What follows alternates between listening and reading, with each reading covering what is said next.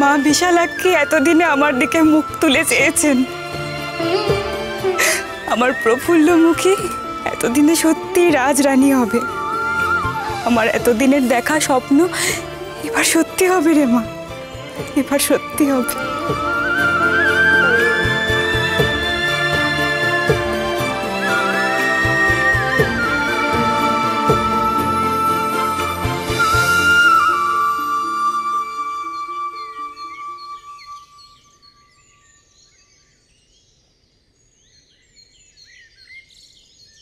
এই পিপি, আয় দেখি তোর মুখে এটা একটু মাখিয়ে দি।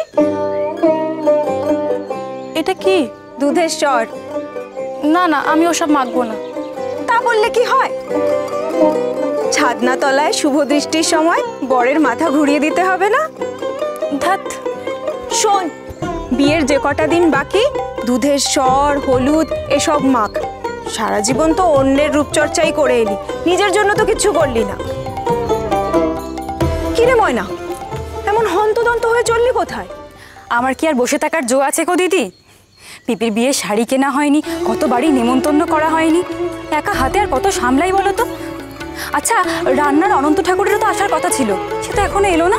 আরে আসবে আসবে, সময় মতো সব হয়ে যাবে, তুই অত চিন্তা করিস না তো। চিন্তা তো হবেই দিদি, কত কাজ এখনো বাকি, দেখতে দেখতে বিয়ের দিন এসে যাবে। না না, আমি যাই। মা,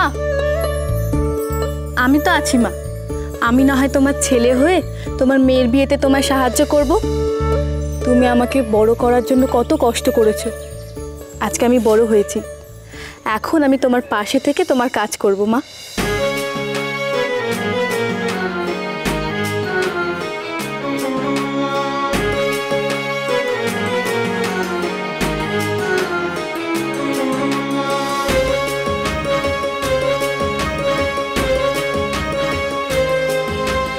দুঃখের ভেলায় ভেসে বুঝি এলাম সুখের ডাঙায়,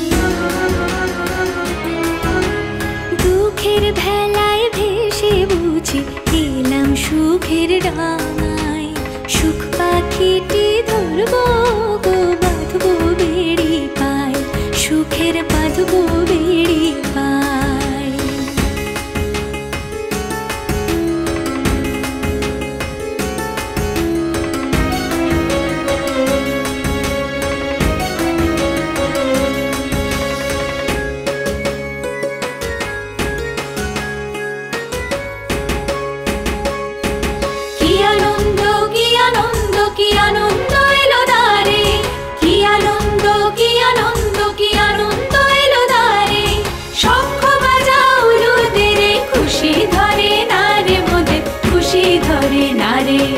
খুশি ধরে না রে মোদের, খুশি ধরে না রে।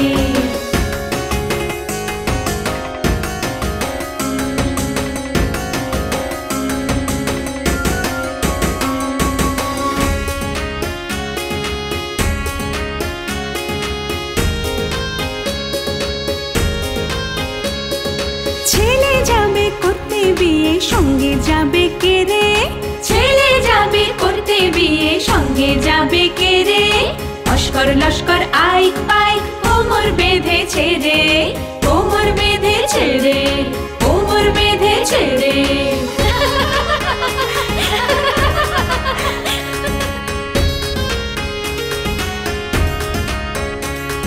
সোনার বরণ ছেলে মোদের আদরের ধন, সোনার বরণ ছেলে মোদের আদরের ধন। ভুলে মোদের যেও না, বউ আসবে যখন, বউ আসবে যখন, আসবে যখন, বউটি আসবে যখন। সোনার বরণ ছেলে, তাও যদি ঘরে কিছু সোনা দানা আসতো।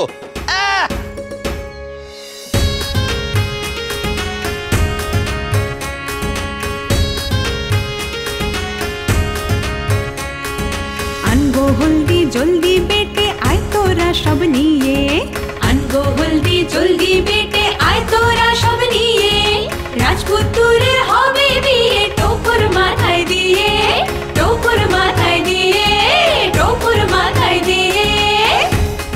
যত সব আদিক্ষেতা, বলি খরচের হিসেব কেউ দেখছে? কোত্থেকে আসবে? কি আনন্দ কি আনন্দ, কি আনন্দ কি আনন্দ, আনন্দ এলো দ্বারে, শঙ্খ বাজা হলো দেরে, আনন্দ ধরে না রে, আনন্দ ধরে না রে, মোদের আনন্দ ধরে না রে, মোদের আনন্দ ধরে না রে, মোদের আনন্দ ধরে না রে।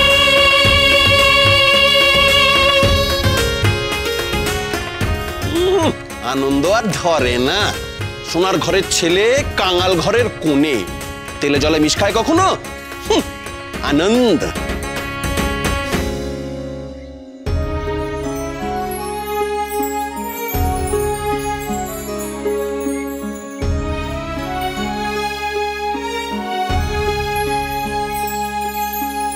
রাজপুত্র আসবে নিয়ে যাবে যে আমারে, পরাণ খানি ধরেছে সুর তার পরাণের তারে, ছেড়ো না গো বন্ধুয়া কভু ছেড়ো না, ছেড়ো না গো বন্ধুয়া কভু ছেড়ো না গো মোরে, তিলক দণ্ড না দেখলে আকুল বিকুল করে, মন যে আকুল বিকুল করে।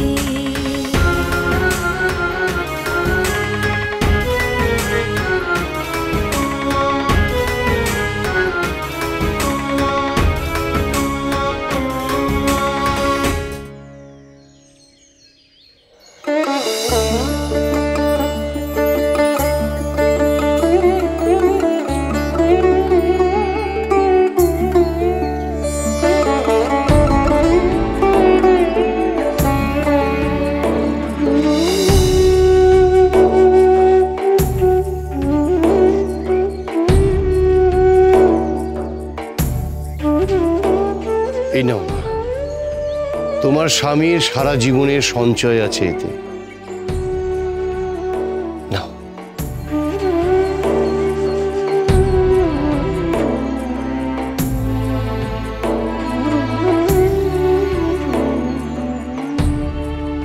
দেখুন মা, বড় বাড়ির অতিথিদের ঝাঁতা করে তো আর খেতে দিলে চলে না, তাদের জন্য তো একটু ভালো মন্দ রান্না করতেই হবে, নইলে যে আপনার বদনাম হবে। হ্যাঁ, খাওয়া দাওয়ার কোনো ত্রুটি থাকলে চলবে না। তুমি বলো কি কি রান্না করবে? ময়না যাই বলুক, তুমি ওদের অবস্থা বুঝে সেই রকম রান্নার পদ বলো। অতগুলো মানুষকে খাওয়াতে তো কম খরচ হবে না। তুমি আবার জমিদার বাড়ির পদ খেতে বসো না। আমি বেআই মশাইকে কথা দিয়েছি, বরযাত্রীদের আদর আপ্যায়নে যেন কোনো ত্রুটি না হয়। দেখুন, ওই তেমন কিছু না হলে ওই সাদা ভাত, ঘি ভাত, 5 রকমের ভাজা, পঞ্চরত্ন তরকারি, তারপরে আপনার ওই মুগের ডাল, এঁচোড়ের ডালনা, 4 রকমের মাছ, আর ওই পাঁঠার মাংস না করলেই নয়, আর শেষ পাতে মিষ্টি আর পায়েস। এত? দেখুন, এইটুকু না করলে তো জমিদার ঘরের মান থাকে না। তারপরে আবার প্রফুল্লমা জমিদার বাড়ির বউ হতে চলেছে, তারও তো একটা মান সম্মান আছে। একান্তই যদি না পারেন। না না, পারবো পারবো, তুমি সব ব্যবস্থা করো, বুঝতেই তো পারছো আমাদের লোকবল কম। সে আপনি কিছু ভাববেন না, আমি সব ব্যবস্থা করে দেবো। তাহলে কিছু অগ্রিম দিন, আমাকে তো আবার জিনিস কেনাকাটা করতে হবে। এমন রান্না করে খাও, দেখবেন দেখবেন সবাই আপনাদের জয় জয়কার করবে।